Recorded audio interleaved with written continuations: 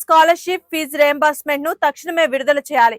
విద్యార్థుల నిరుద్యోగ సమస్యల పట్ల నిరంతరం బీఆర్ఎస్పీ పోరాటం చేస్తుంది. బీఆర్ఎస్పీ జోగులాంబ గద్వాల్ జిల్లా కోఆర్డినేటర్ కురువ పల్లయ్య తెలిపారు.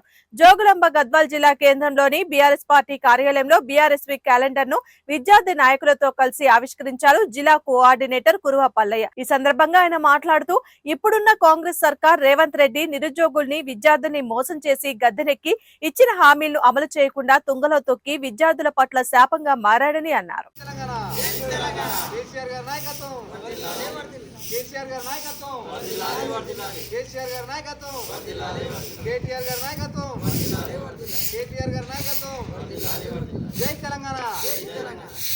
జోగులాంబ గద్వాల జిల్లా కేంద్రంలోని బీఆర్ఎస్ పార్టీ కార్యాలయంలో మరి బీఆర్ఎస్వి క్యాలెండర్ ఆవిష్కరించడం జరిగింది. బీఆర్ఎస్వి నాయకుల ఆధ్వర్యంలో అంతా బీఆర్ఎస్వి విభాగం తరఫున మరి ఈనాడు తెలంగాణ రాష్ట్రంలో మరి ఇప్పుడున్న కాంగ్రెస్ ప్రభుత్వం విద్య పట్ల నిర్లక్ష్యం చేస్తూ మరి ఇచ్చిన హామీలను మోసపూరితంగా మరి మోసం చేస్తూ ఇక్కడ విద్యార్థి విభాగాన్ని అయితే ఘోరంగా మోసం చేస్తుంది, నిరుద్యోగులను మోసం చేసింది. వాళ్ళు ఇచ్చినటువంటి హామీలు ఏవైతే ఉన్నావో అంటే సంవత్సరానికి 2 లక్షల జాబులు ఇస్తామని ఇంతవరకే ఒక 50,000 జాబులు కూడా వేయలేని పరిస్థితి. కేవలం 12,000 జాబులు ఫిలప్ చేసి మేము 55,000 అని ఇచ్చినామని చెప్పుకుంటున్నారు. మందికి పుట్టిన బిడ్డ మా బిడ్డ అని చెప్పుకోవడం ఇది ఎంతవరకు కరెక్టు?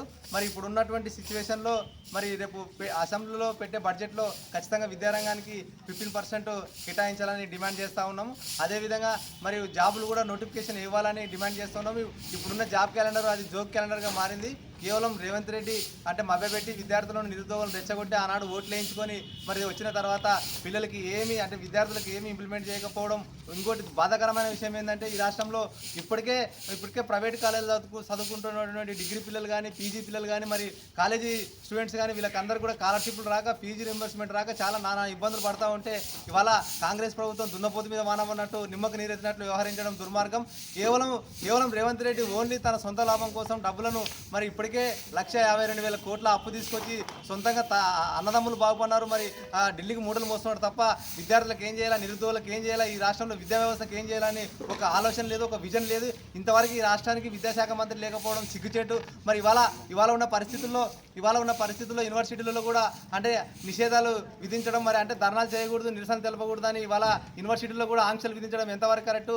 మరి ఇవాళ కేసీఆర్ గారు ఉన్నప్పుడు మరి విద్యా వ్యవస్థ వికాస తెలంగాణగా ఉన్నప్పుడు ఉండే ఈరోజు అందపాతాలను తొక్కబడి ఇవాళ విద్యా వ్యవస్థను నాశనం చేస్తూ ఉన్నాడు. మరి ఇప్పుడు ఉన్నటువంటి గురుకులాల్లో కూడా మౌలిక వసతులు కల్పించకుండా మరి గురుకుల వ్యవస్థను అంతా నిర్వీర్యం పరిచినాడు. ఇప్పటికే ఈ రాష్ట్రంలో దాదాపు అంటే మౌలిక వసతులు లేకుండా మరి నాణ్యమైన ఆహారం అందించకుండా మరి దాదాపు 83 మంది విద్యార్థులు చనిపోవడం జరిగింది. ఈ హత్యలన్నింటికి కారణం కేవలం కాంగ్రెస్ ప్రభుత్వం రేవంత్ రెడ్డి. ఖచ్చితంగా ఇప్పుడు మరణించిన గురుకులాలలో మరణించిన విద్యార్థులకు తక్షణమే 50 లక్షల ఎక్స్గ్రేషియా ఇవ్వాలని డిమాండ్ చేస్తున్నాం.